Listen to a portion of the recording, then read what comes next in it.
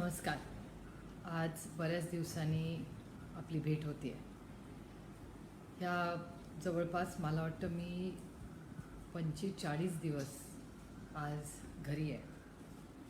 कदाचित बाळंतपणानंतर पहिल्यांदाच 45 दिवस मी घरात बसले आणि अनेक वेळा आपल्या सगळ्यांची ह्या काळामध्ये तंत्रज्ञानामुळे संवाद साधायची वेळ आणि संधी मला मिळाली. आणि करोना, पोस्ट करोना आयुष्य कसं असेल ह्याच्यावर आपण सगळ्यांनी अनेक वेळा चर्चा केली. वर्तमानपत्र असेल, चॅनल्स असेल, ह्या माध्यमातून वेबिनार्स असतील. आपण प्रत्येकजण आपापल्या परीने स्वतःला ॲडजस्ट करायचा प्रयत्न आणि जो काही संघर्ष आपण फक्त एक समाज म्हणून नाही, जगात आज सगळं पृथ्वी आज ह्या करोनाच्या विरोधात लढते आहे आणि त्याच्यामुळे अनेक वेगळे प्रश्न सातत्याने सगळ्यांच्या समोर येत असतात. एक लोकप्रतिनिधी म्हणून अन्नधान्य असेल, कुठे लोक अडकले असतील ते प्रश्न असतील, किंवा ॲडमिनिस्ट्रेशन, कलेक्टर असेल, डॉक्टर्स असतील, नर्सेस असतील, यांना होणाऱ्या अडचणी असतील. त्याच्यामुळे खूप दिवसभरात वेगवेगळे प्रश्न हे आमच्यासमोर येत असतात. सगळे सोडवण्याचा प्रयत्न आम्ही सगळे मिळून करत असतो. सगळे सुटतात असं मी कधीच म्हणणार नाही, पण सोडवण्याचा प्रयत्न सगळेच ॲडमिनिस्ट्रेशन आम्ही सगळे करत असतो. आणि हे करत असताना एक वेगळा विषय तुमच्यासमोर आज घेऊन मी आलेले आहे. कौटुंबिक हिंसाचार, डोमेस्टिक व्हायलन्स किंवा व्हायलन्स अगेन्स्ट विमेन. याचं कारण असं की सातत्याने गेल्या काही दिवसात माझ्या वाचनात येत होतं की घरामध्ये आज थोडीशी अँक्झायटी आहे आणि टेन्शन आहे, स्ट्रेस आहे. आणि प्रत्येकजण आपला स्ट्रेस, आपलं टेन्शन वेगळ्या आपल्या स्वभावाप्रमाणे तो त्याच्यावर रिॲक्ट किंवा ती त्याच्यावर रिॲक्ट करत असते. आणि तुमच्याशी थोड्याशा या विषयावर मनमोकळेपणे गप्पा मारण्यासाठी मी आले. तुमच्या सगळ्यांशी बोलत असताना त्याच्या आधी मी एक 4-5 लोकांशी सविस्तर ह्याच्याबद्दल मी चर्चा केली. एक म्हणजे आनंद नाडकर्णी, ज्यांच्याबरोबर मी अनेक वर्ष काम केले असे आशिष देशपांडे. अंजली जोशींची मी बोलले. यशवंतराव चव्हाण प्रतिष्ठानमध्ये अनेक वर्ष आम्ही सगळ्यांनीच एकत्र काम केलं आहे. त्यातले अनेक माझे सहकारी आहेत जे ह्यामध्ये काम करत आले. आणि ह्या सगळ्यांची चर्चा करून खरंच या काळामध्ये कौटुंबिक हिंसाचार किंवा पुढे हा विषय कसा न्यावा, महिलांची काय ह्याची चर्चा व्हावी, महिलांना काय आधार द्यावा, याच्याबद्दल ह्या सगळ्यांचे अनेक लेखही मी वाचलेले आहेत. वर्तमानपत्र, चॅनलवर हे लोक येऊन तुमच्याशी बोलूनही गेलेले आहेत. आणि हे करत असताना एक आगळी वेगळी गोष्ट ही ज्याचा उल्लेख करणं मला अतिशय महत्त्वाचं वाटतं, ती म्हणजे पुण्याची जिल्हा परिषद. आता तुम्ही म्हणाल पुणे जिल्हा परिषद आणि कौटुंबिक हिंसाचाराचा काय संबंध? मी आवर्जून आणि ह्या 5-6 महिलांचा उल्लेख मला आवर्जून करायचा आहे.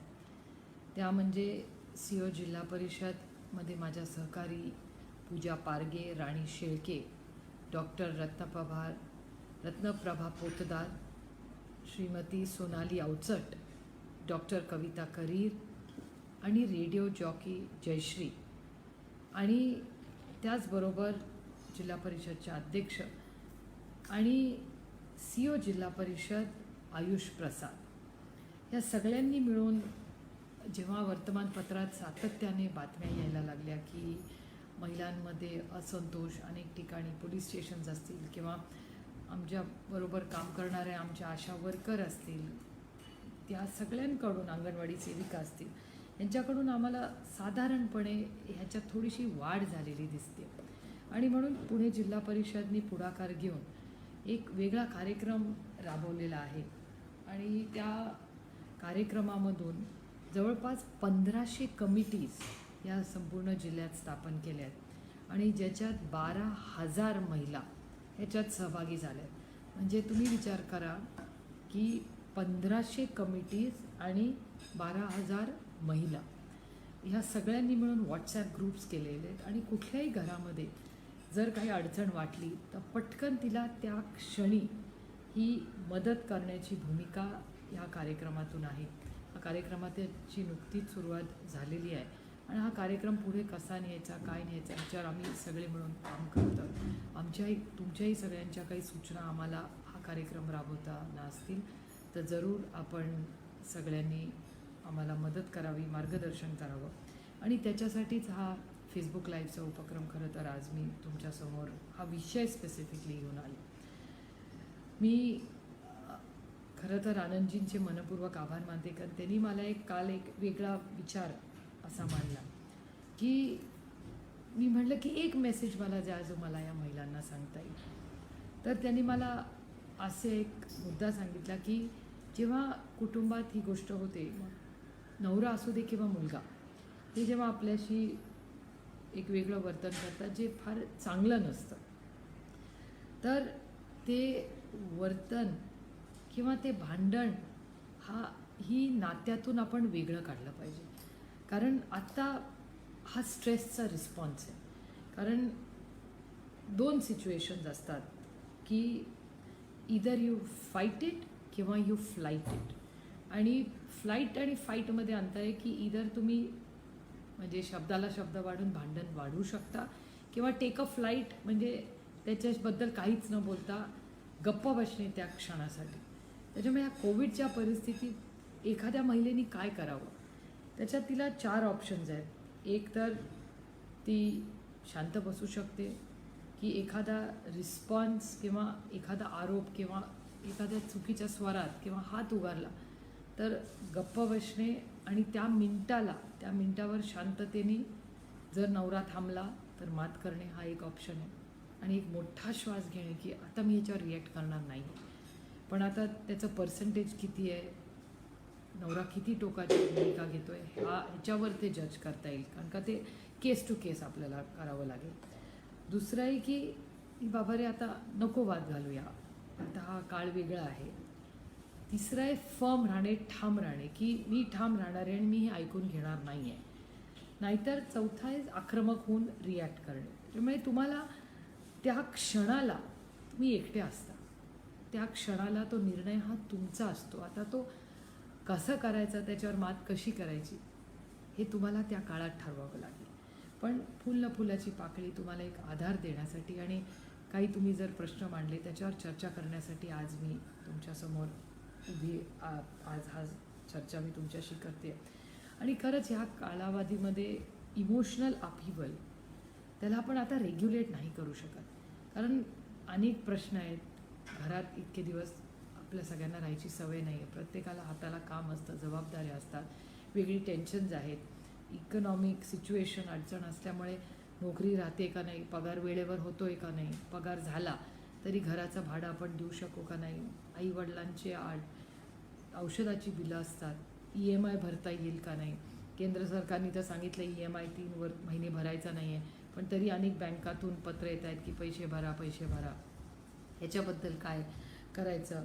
आणि ह्या सगळ्या परिस्थितीत सगळीच कुटुंब, आज कुठलंही कुटुंब असं नाही जे फार आनंदित काही साजरं करत आहे. त्यामुळे ह्या सगळ्या पार्श्वभूमीवर आपण सगळ्यांनी मिळून काय मार्ग काढावा आणि एक चांगली चर्चा, सूचना ह्या तुम्हीही मला कराव्या अशा मी तुम्हाला विनंती करते. आणि एक सपोर्ट सिस्टम म्हणजे तुम्हाला आश्चर्य वाटेल पण डेटा मला असं सांगतो की अर्बन म्हणजे शहरामध्ये ह्या गोष्टी ग्रामीण भागापेक्षा जास्त होत आहेत. एक आणि इकॉनॉमिक प्रेशर म्हणजे आर्थिक जे प्रेशर आहे, कारण का अनेक वेळा कुटुंबातली नवरा बायको दोन्ही कमवत असतात. आता अनेक महिला किंवा आहेत या कॉन्ट्रॅक्टवर आहेत, मग आता कॉन्ट्रॅक्ट परत रिन्यू होईल का नाही. आणि सगळा डेटा जो आत्तापर्यंत गोळा होतो आहे तो असं दाखवतो आहे की या पोस्ट कोविड इरामध्ये सगळ्यात अनएम्प्लॉयमेंट तर वाढणारच आहे, पण त्याच्याबरोबर मोठं आव्हान हे महिलांना असणार आहे. त्याच्यामुळे महिलांवर अत्याचार तर होतातच आहेत, पण त्याच्याबरोबर महिलांची पुढचं फ्युचर काय ह्याच्यावर आपण चर्चा केली पाहिजे. आणि एक डोमेस्टिक सपोर्ट सिस्टम महिलांना असते आणि ती डोमेस्टिक सपोर्ट सिस्टम आज कोलॅप्स झाली आणि एक सोशल सिस्टम सपोर्ट सिस्टम असते. म्हणजे एखाद्या आपण बिल्डिंगमध्ये राहत असतो, एखाद्या कुठल्याही जागेत राहत असलो तर आपली मैत्रीण असेल, आपली शेजारी असेल, या खूप मदतीची भावनानी आपल्याला मदत करत असतात. तर ती आता ह्या लॉकडाऊनमुळे ही कुठेतरी कमतरता झालेली आपल्याला दिसते. त्यामुळे ह्या सगळ्या पार्श्वभूमीवर पुढच्या काही काळामध्ये आपण सगळ्यांनी सूचना कराव्या, प्रश्न करावे आणि मी जमेल तेवढे प्रश्नाची उत्तरं तुम्हाला ह्या सगळ्या चर्चेतून देता येईल. आणि ही नवीन कायदे करायची वेळ नाही. आपण डोमेस्टिक व्हायलन्ससाठी अनेक कायदे केलेले आहेत, त्याच्या पोलीस स्टेशनला जाऊन केसेस झालेले आहेत. पण माझं वैयक्तिक मत आहे की पोलीस अगदी एक्स्ट्रीम केसेसमध्ये पोलीस स्टेशनमध्ये जाण्याशिवाय दुसरा काही मार्ग नाही. पण काउन्सिलिंगची मदत घेऊन, आता ह्या कोविडमध्ये तर फोनवरच आपण काउन्सिलिंग करू शकतो, पण काउन्सिलिंग घेऊन आपला संसार वाचवणं, आपल्या घरामध्ये जी काही परिस्थिती आहे त्याच्यावर मात करण्यासाठी महिलांना काय आपण ताकद देऊ शकतो, याच्यासाठी आपण परत काय करता येईल याच्या मागे म्हणजे ही जी चर्चा मी घेतली आहे ही त्याच्यासाठीच मी घेतलेली आहे. आणि माझा विश्वास आहे की पुढच्या एक 15 मिनिटात, अर्ध्या तासात ह्याच्यातून आपण काहीतरी मार्ग, सगळे काही मार्ग लगेच म्हणून आपल्या या चर्चेतून काही कौटुंबिक हिंसाचार लगेच थांबणार नाही आहे, पण फुल न फुलाची पाकळी आपल्या भगिनींना एक आधार आपण कसा देऊ शकतो, किंवा अनेक हेल्पलाईन्स आज राज्यात आहेत, त्या सगळ्या माझ्या फेसबुकवर मी टाकीन आणि त्यातून पुढे आपण कसं आपल्याला सगळ्यांना जाता येईल असा एक प्रयत्न आपण सगळे मिळून करूया. अनेक प्रश्न यायला सुरुवातही झालेली आहे आणि कल्पना पाटलांचा आहे की आवाज माझा येत नाही आहे, तर मी आणखीन मोठ्याने बोलण्याचा प्रयत्न नक्कीच करेन. भावना ताईंचा प्रश्न PMC बँकेचा आहे. PMC बँकेचा प्रश्न हा महिलांसाठी खूप महत्त्वाचा आहे, याची जाणीव मला आहे आणि सातत्याने PMC बँकच्या अनेक लोकांशी मी स्वतः बोलते आहे आणि मी ज्या फायनान्स मिनिस्टर आहेत निर्मला सीतारामनजी, त्यांच्याशीही मी कॉन्टॅक्ट केलेला आहे आणि सातत्याने त्यांच्याबरोबर बोलून PMC बँकेचा विषय आपल्याला कसा मार्गी लागता येईल. Meena Nawani Sippy, please merge PMC Bank. I will definitely look into it. Please be rest assured. I am in touch with a group of PMC, but today's entire topic is little bit towards women's issues, and I do understand the PMC issues also related to a lot of women and families. I will definitely address it separately, but today's focus is little bit about domestic violence. So I would like to try to keep this limited to domestic violence. Thank you.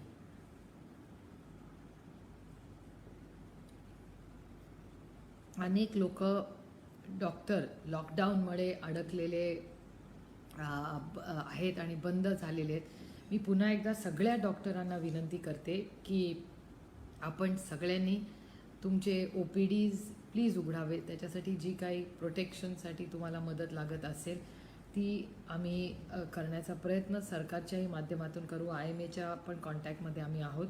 त्यामुळे सगळ्या डॉक्टरांना माझी नम्र विनंती आहे की OPDs उघडा आणि जे काय सोशल डिस्टन्सिंग असेल किंवा मास्क असेल, किट्स असतील, शील्ड्स असतील, हे शील्ड्स आम्हीही राष्ट्रवादी काँग्रेस पक्षाच्या वतीने केलेले आहेत.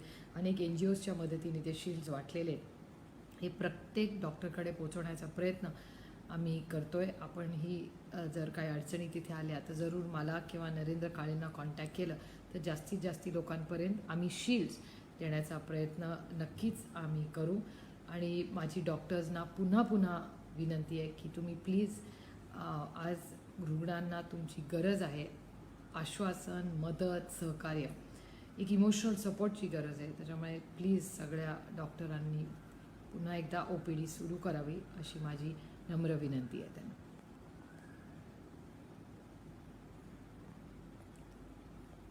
आणखीन प्रश्न येत आहेत की वैभव अवकडे की रेंटबद्दल काय, म्हणजे अनेक लोक आहेत ज्यांना अडचणी येत आहेत त्याच्यामुळे, तर रेंट भाडं आहे त्या भाड्यामध्ये आपण लक्ष घालतो आहे. लोकांना विनंती करतो आहे की आता भाड्याची घाई करू नका. आता आपण सगळ्यांना वैभवजी what about rent rooms and flats?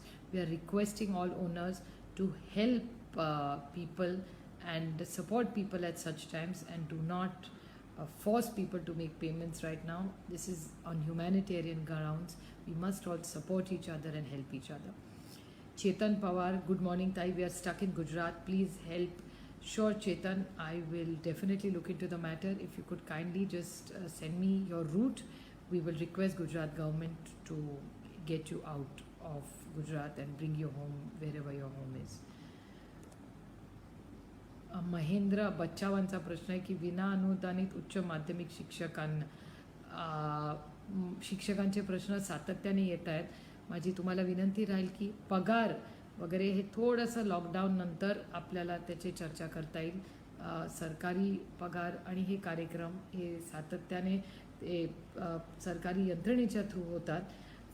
मी जरूर तुम्ही जर मला वेगळी माहिती दिली तर तुमचा निरोप अर्थमंत्र्यांपर्यंत पोचवायची माझी जबाबदारी आहे. सुनैना राऊतांचा मेसेज आहे की my husband sent you an email regarding my daughter back. Sunaina, we are trying to help everybody we can. सरकारने असा नियम केला आहे की मंगळवार बुधवारपर्यंत ते सगळ्या मुलांना, कारण अनेक ठिकाणून मला येत आहेत की त्यांची मुलं कुठे कुठे अडकली आहेत, तर सरकारची जी हेल्पलाईन आहे त्याच्यावर करावं लागतं. Because everything is manage between the government of Maharashtra and government of India. So all movements are monitored by central and state governments right now. So there are limited passes given. I appreciate, I know these are challenges because this is something I've seen all the time. हा प्रश्न सातत्याने येतो आहे की मला दिवसभरात 50 तरी phone येत असतील ज्याच्यातून महिला मला सांगतात आमचं मूल गेले 2-3 महिने आईकडे. कदाचित या प्रोफेशनल महिला असतील, त्यांना कामावर जायचं असेल म्हणून माहेरी त्यांचं मूल ठेवत असतील आणि आता मूल त्यांना परत आणायचे, असे वेगळे वेगळे प्रश्न येत आहेत. अनेक मुलं आणण्यात आम्हाला यश मिळालेलं आहे. काही ठिकाणी अजून पासेस न मिळाले कारण का लिमिटेड पासेस असतात आणि प्रत्येक जिल्ह्याला कोटा दिलेला आहे मूव्हमेंटच्या गाडीचा बिकॉज ऑफ कोविड. त्याच्यामुळे safety first, that is the real the motto of the government of state and central government both. So Sunaina Rao, तुमच्या ईमेल आम्हाला मिळालेला आहे. जस्ट ऑनलाईन ॲप्लिकेशन करा and we will try and bring your child home as soon as possible. रेणुकाचा message आहे, राज्यात प्रत्येक police स्टेशनला महिला सुरक्षा समिती आहे, ती या काळात अधिक प्रभावीपणे कार्यान्वित करावी.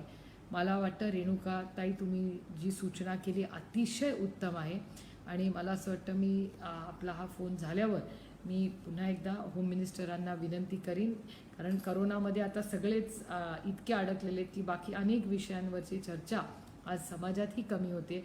पण पोलीस स्टेशनला तुम्ही ही जी सूचना केली आहे की पोलीस स्टेशनला महिला सुरक्षित समिती आहे, तिला पुन्हा एकदा थोडंसं ॲक्टिवेट करणं हे अतिशय चांगली सूचना तुम्ही केलेली आहे. वैभव कुलकर्णींचा प्रश्न आहे की सोलापूर सिटी वी वॉन्ट, त्यांनी काही नावं दिलेली आहेत, त्यांना सिच्युएशन कंट्रोल करण्यासाठी करा.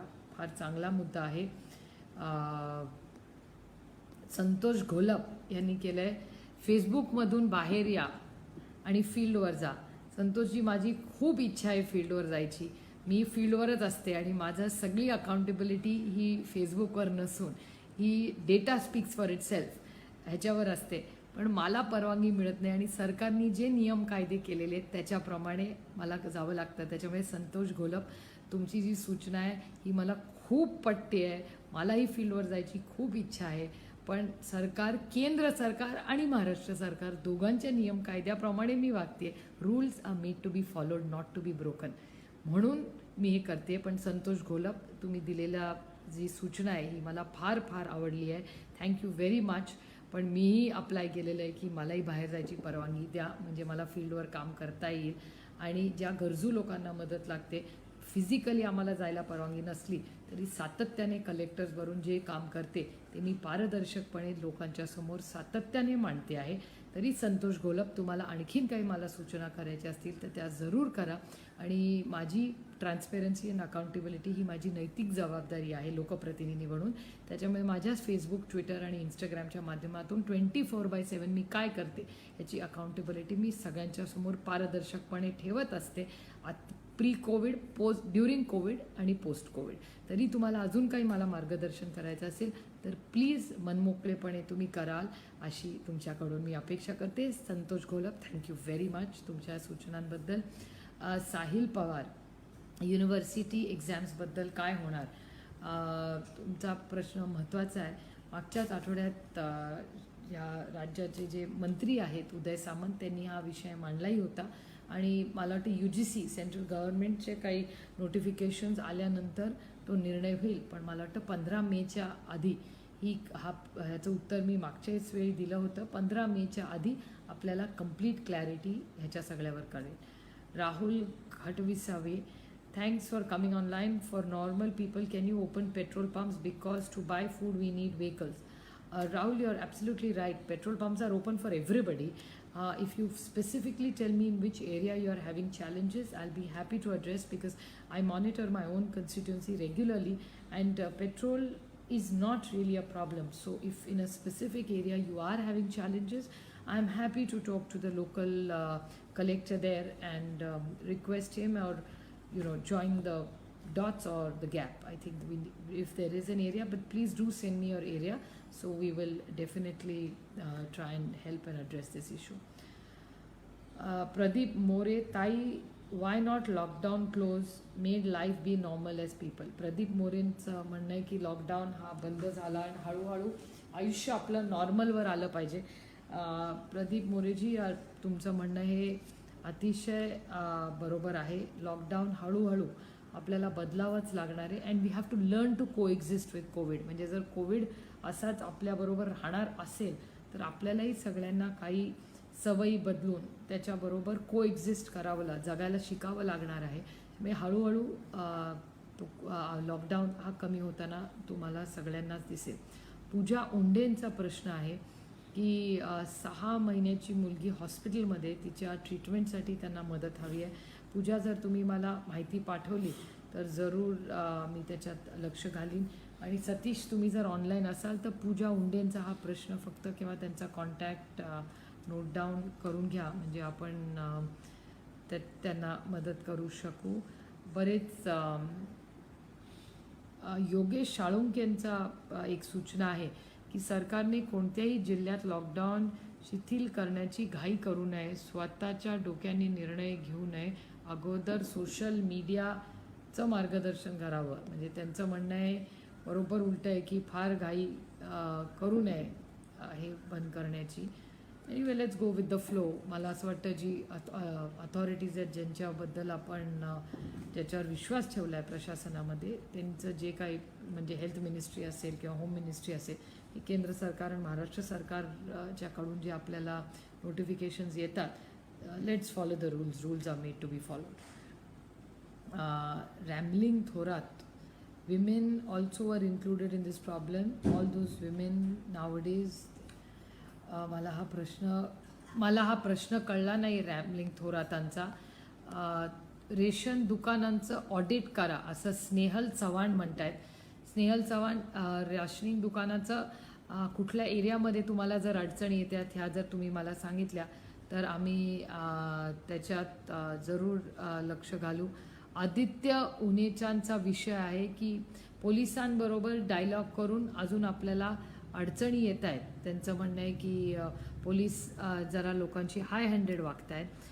कुठल्या केसमध्ये असेल, गेले अनेक दिवस पोलीस हे सातत्याने ओव्हरटाईम काम करत आहेत. तुम्ही आणि मी सुरक्षित राहू म्हणून पोलीस आज रस्त्यावर 24/7 करत आहेत. एखादी केस जर कुठली झाली आहे, ही जर स्पेसिफिकली तुम्ही मला सांगितली तर ती जरूर पोलिसांच्या निदर्शनात मी आणून देईन. पण मी पोलीस यंत्रणेचे मनपूर्वक आभार मानते, सगळ्याच ॲडमिनिस्ट्रेशनचे मनपूर्वक आभार मानते की त्या सगळ्यांच्या मदतीने आज आपण इथपर्यंत पोचलेलो आहोत. आणि पुढेही आपण ह्या करोनावर मात करण्यासाठी सगळ्यांना नक्कीच यश मिळेल. कुलगाव बदलापूर, सुप्रियाताई, एज्युकेशन सेक्टरचं काय, एक्झाम्स आणि न्यू अकॅडमिक्स. मी मगाशी तुम्हाला सांगितलंच तसं की 15 मेच्या आत शिक्षणाबद्दल आपल्याला पूर्ण क्लॅरिटी ही नक्कीच मिळेल. Niranjan Kamble, madam, what about SMEs, we don't have funds to pay rents. I agree with you. हा सातत्याने महत्त्वाचा प्रश्न आहे. आणि आज जे व्यावसायिक आहेत किंवा छोटा व्यवसाय करणारे जे लोक आहेत त्यांना प्रचंड अडचणीत आहे. आणि ह्या सगळ्या कोविडच्या काळामध्ये आपल्याला व्यवसाय पण कसे होणार आहेत पुढे पोस्ट कोविड, ह्याच्यात आपल्याला इनोव्हेशन करावं लागणार आहे. आणि ह्याचा विचार मी स्वतः करते. काही अनेक युवक आणि युवती माझ्याकडे काही प्रपोजल्स पाठवत आहेत की नवीन व्यवसाय इन पोस्ट कोविड इरा हे कसे करायचे. त्याच्यामुळे ह्याच्यात मीही लक्ष घालते. काही इनोव्हेटिव्ह आयडियाज आल्या तर जरूर मी त्याच्यात तुमच्यावर शेअर करीन. स्नेहल राणेंची एक सूचना आहे, government should provide work from home. Snehal, it's a great suggestion, but how do we implement it? So if you have anything specific in your mind, please share it with me. We'll find a way how we can clearly address it. Yogesh धनगरांचा प्रश्न आहे की non grant teachers जे काही प्रश्न आहेत तर जरूर जे काही प्रश्न आहेत हे आपली एरवीही चर्चा होत असते. पोस्ट कोविड नंतरही आपण त्याची चर्चा करू. त्या मंत्रालयात आपण मीटिंग लावू. शिवराज आहुजांचा प्रश्न आहे की प्रायव्हेट शाळांच्या फीजसाठी काय होता होईल का. मला असं वाटतं पोस्ट कोविड शाळा उघडल्यानंतर तुमच्या मुलांचे हे जे काही प्रश्न आहेत याच्यात आपण 100% लक्ष घालू आणि प्रत्येक मुलाला चांगलं दर्जाचं शिक्षण कसं मिळेल याच्यासाठी सगळे प्रयत्न करू. कल्पना पाटील ताईंचा प्रश्न आहे की जळगावची परिस्थिती करोनाविषयी गंभीर होते आहे. आपणही लक्ष घालून बाकीच्या ठिकाणी ज्या सक्सेस स्टोरीज आहेत त्या तिथे कराव्या. कल्पनाताई, चिंता करू नका, आपण नक्कीच त्याच्यातून मार्ग काढू. शिवम पाटलांचा प्रश्न आहे की student stuck within the state. Shivam, we are helping every child. In the next 4 to 6 days we will make sure every child gets an opportunity and a pass to go home. काल मी स्वतः पुणे जिल्ह्याचा जेव्हा review घेतला तेव्हा जवळपास 2,000 ते 2,500 मुलं पुण्यात अडकलेली आहेत आणि त्यांना जायचं आहे. रोहित पवारही त्याच्यात इंटरव्हेन्शन करून लक्ष घालत होते गेले 8-10 दिवस आणि कलेक्टरनी निर्णय घेतला आहे की त्याचा सगळा डेटा कलेक्ट करून पुण्यातली जी काही 2,000-2,500 मुलं जी अडकलेली आहेत त्यांना पुढच्या 4 ते 5 दिवसात त्यांना घरी पाठवण्याची सोय केली जाईल किंवा पास दिला जाईल आणि ते घरी जाऊ शकतात. तर everybody is working overtime on all these projects. Sameer एसकेनचा मैसेज है कि मैम EMI एक्सटेंड तो हो गया लेकिन इंटरेस्ट रेट का लगा रहना, अमाउंट बढ़ते जा रहा है. समीर जी, आपकी बात बिल्कुल सही है और EMI के बारे में हम केंद्र सरकार को खत भी लिख चुके हैं और हम फिर से केंद्र सरकार और फाइनेंस मिनिस्टर जी से बात करके कुछ इकोनॉमिक पैसेज, पवार साहब ने भी प्रधानमंत्री जी को विनती की है कि महाराष्ट्र और बाकी राज्यों को एक इकोनॉमिक पैकेज की ज़रूरत है और EMI का जो सवाल है उस पर फेर विचार होना ही चाहिए. माझा आवाज कमी होतो आहे असं मिलिंद भिडे म्हणतायत. I try and speak louder. Ankit Sonane, ताई मी नागपूरवरून आहे. आम्ही कॅन्टोन्मेंट झोनमध्ये आहोत आणि तरी आम्हाला शॉप्स उघडायची परवानगी नाही. मी अनेक लोकांचं म्हणणं आहे की जिथे कंटेनमेंट एरिया नाही आहे तिथे थोडी थोडी का होईना दुकानं उघडायला आणि व्यवसाय सुरू होण्यासाठी मदत व्हावी. तर मी त्याच्यात स्वतःही सरकारला विनंती करते की ह्याच्यात आपण लक्ष घातलं पाहिजे आणि आम्ही सगळे प्रयत्न करतो आहे की ह्याच्यात तुम्हाला सगळ्यांना दुकानं स्वच्छ करून थोडा थोडा तरी वेळ दुकानं सुरू ठेवावी ह्याच्यात आम्ही जातीने लक्ष घालतो आहे. Prasanna Deole, some students admitted in foreign university are unable to process necessary documents within time span. Prasanna, please don't worry. The entire world is under pressure right now, so a lot of these things will not be as strict as they used to be. We will definitely look into it and try and address the issue AS. And if there are any challenges with any child or any citizen of India, please reach out to me or to the Foreign Secretariat. Mr. Jaishankar ji has been exceptionally helpful and proactive. I'd like to take this opportunity to thank the Foreign Ministry and Shri Jaishankar ji for all the help and support that he constantly gives us and very positively replies. As soon as things open up a little, I'm sure we will be able to help every child or every citizen of India who is stranded anywhere. Sonali Deshmukh ताईंचा message आहे की राज्य महिला आयोगचे अध्यक्ष आणि समिती लवकर नेमणं गरजेचं आहे, ते सुद्धा आवश्यक आहे या कौटुंबिक. सोनालीताई, हा तुमचा मुद्दा अतिशय बरोबर आहे.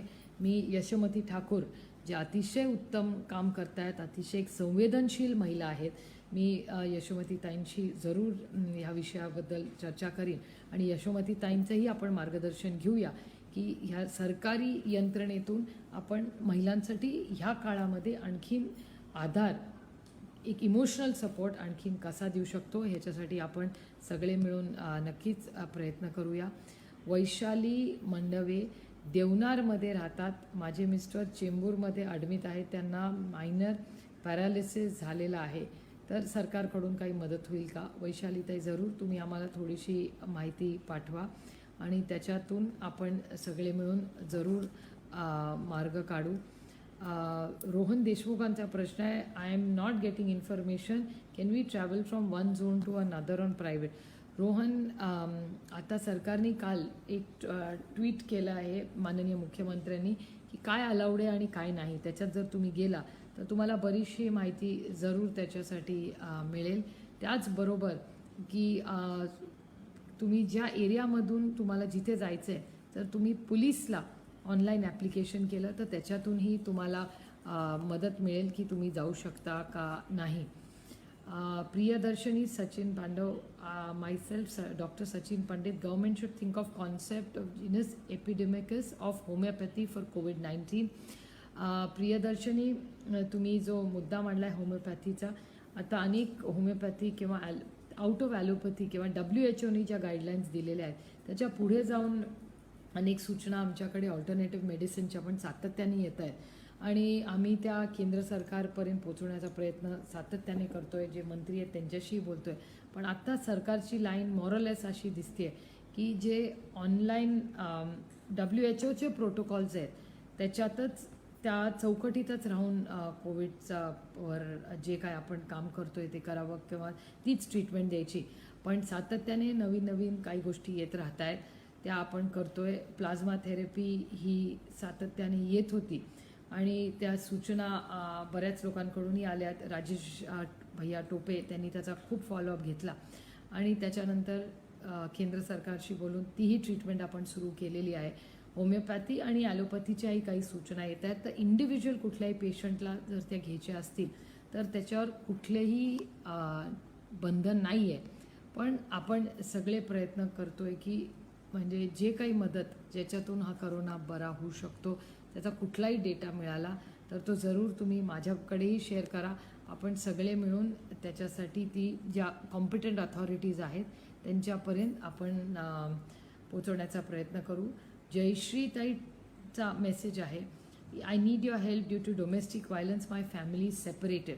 जयश्रीताई, if you could kindly send me some identification और an email number. I intentionally have not read your entire name because the whole world doesn't need to know who you are, because it's a very sensitive issue आणि domestic violence हा एक खूप संवेदनशील विषय आहे.